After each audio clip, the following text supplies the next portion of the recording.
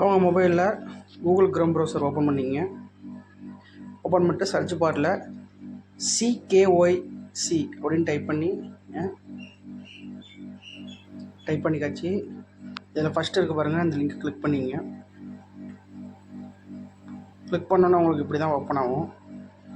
இதில் வந்து viewer CKYC card அதை டைப் பண்ணிங்க.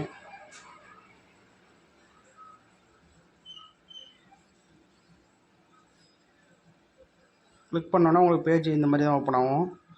இதுக்கப்புறம் உங்களோட மொபைல் நம்பர், அந்த மொபைல் நம்பரை கிளிக் பண்ணிங்க.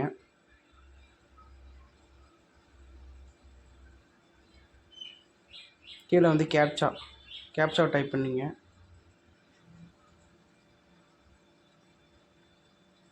சப்மிட் கொடுத்துங்க.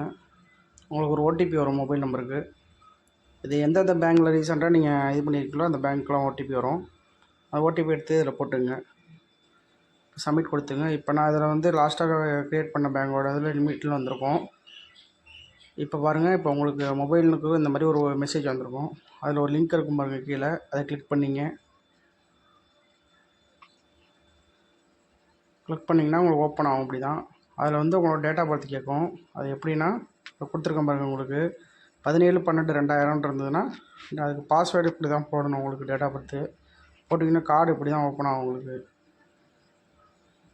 இந்த கார்டு தான் இப்படி தான் உங்களுக்கு வரும்.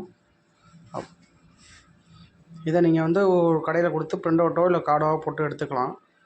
இது பேங்க்கில் உங்களுக்கு ஒர்க் ஆகும். பேங்க்கில் ஆதார் கார்டு, பேன் கார்டு கொடுக்குற பொழுது CKYC இதை வச்சு கொடுத்துக்கலாம். இந்த மாதிரி உங்களுக்கு